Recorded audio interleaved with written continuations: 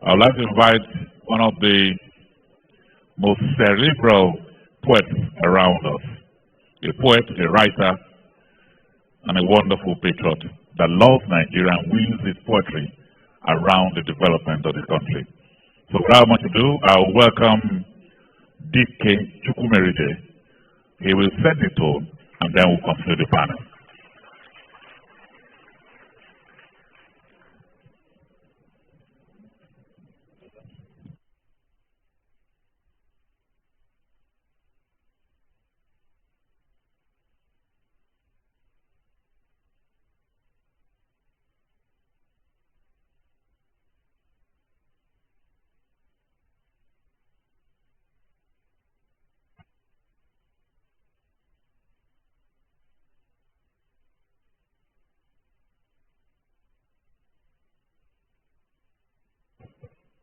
Good afternoon, ladies and gentlemen. My name is Dike Chukwumerije, and I am a poet. And my assignment this afternoon is to introduce, or perhaps reintroduce you, all Nigerians, to our true national heritage. So I'm a poet, so please let me say it as a poet would. Once upon a time, to be exact, on the 17th of December 1944, the world was engulfed in the Second Great War. And on that day, the 17th of December 1944, the men of the 2nd Nigerian Regiment, as part of the 82nd West African Division, were marching through the jungles of Burma, Southeast Asia. On that day, the 17th of December 1944, the Nigerians marched into a village and there walked into an ambush where they came under heavy and deadly Japanese fire. But on that day, the 17th of December 1944, the Nigerians did not retreat. Instead, from that day, the 17th, up until the 21st of December 1944, the Nigerians dug in and held their ground. For 5 days, they dug in and held their ground. And in those 5 days, they tested heavy losses. They withstood heavy bombardment. They endured the sight of their comrades being killed all around them. But for those 5 days, the Nigerians dug in and held their ground until they overcame and pushed the Japanese out of that village. They'll go on to push the Japanese out of the entire Kalapanzin Valley, out of the entire Arakan, out of the entire country of Burma, thereby contributing significantly to the victory of the Allied forces in the Second World War. And the name of that village where 80 Nigerian soldiers were killed in action, the name of that village where for 5 days the Nigerians dug in and held his ground, the name of that village where the Nigerian soldier exhibited exceptional courage under fire, the name of that village in Burma was Dodan.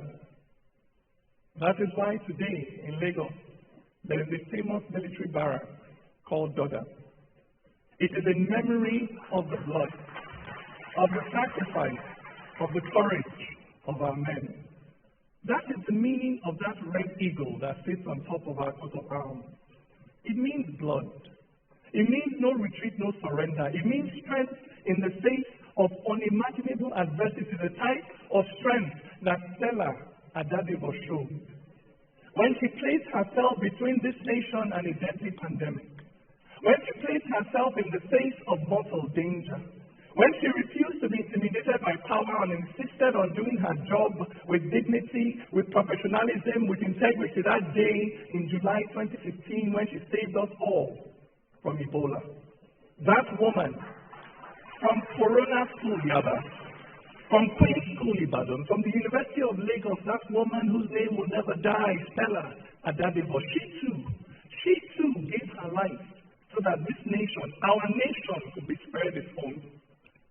For the blood that flowed through her veins was the blood of Herbert Macaulay, of a man who in 1923 took a step of faith and formed a political party. At a time when the rulers of this country, the British, laughed at the idea of any West African nation at all. The Governor General of Nigeria in 1923, Sir Hugh Clifford, said it would take another 800 years before the diverse and primitive people of Nigeria would ever be able to stand together, to fight together, to call together for one sovereign nation. In the face of that cynicism, in the face of that hostility, Herbert Macaulay, the wizard of Preston Hall, formed a political party and dared to call it the Nigerian National Democratic Party.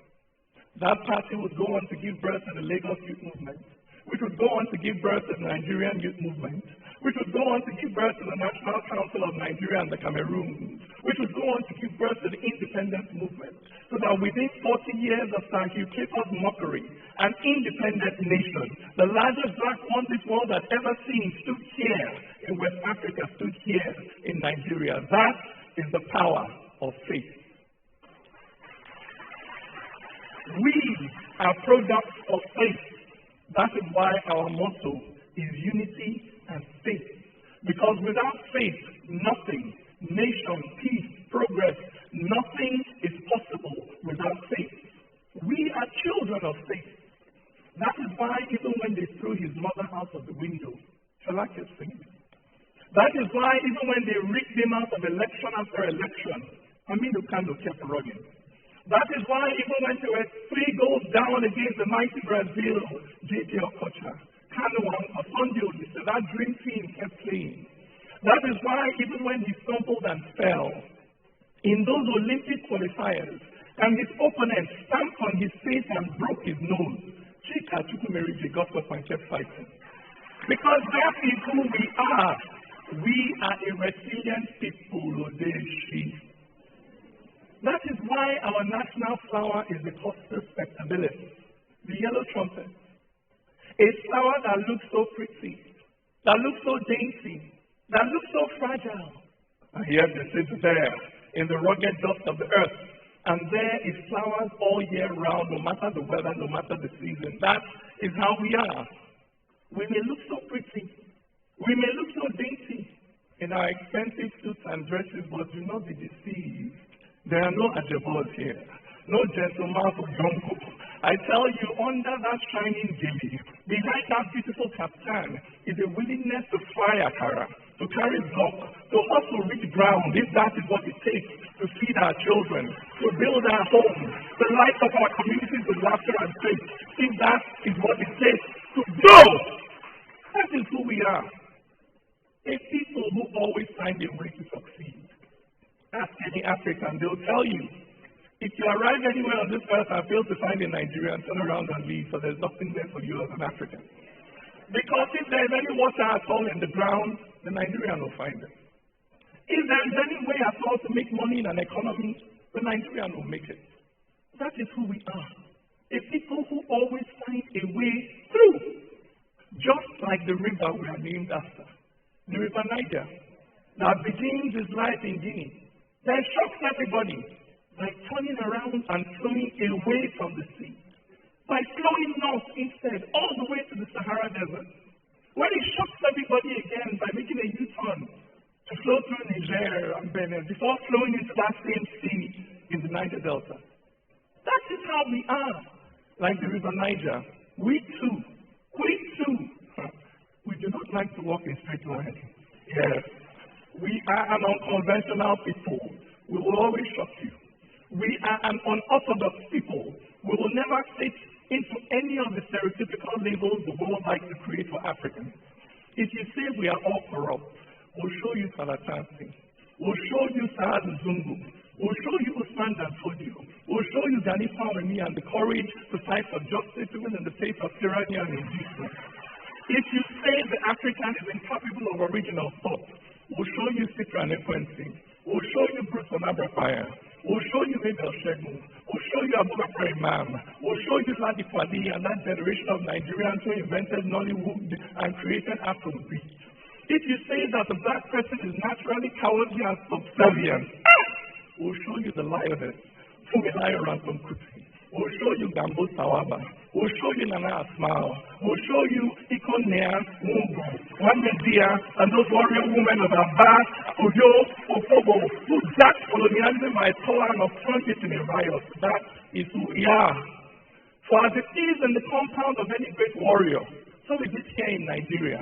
We have them all, the tall and the short, the ugly and the beautiful, the leprous and the horrible, the beautiful and the dark, the noble and the despicable, as it is in the compound of any truly great warrior.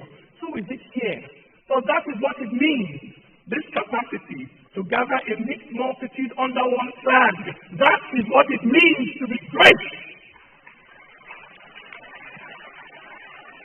So do not judge us by the conduct of our contemporary politicians. Many of them long ago stopped being representative of our true national ideals. Many of them, like many of us, have forgotten what that eagle means.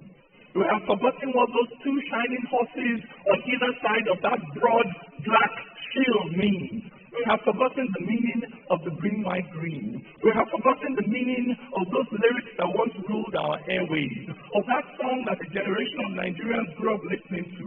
We have forgotten this song. Me, I love my country. I like the land and people.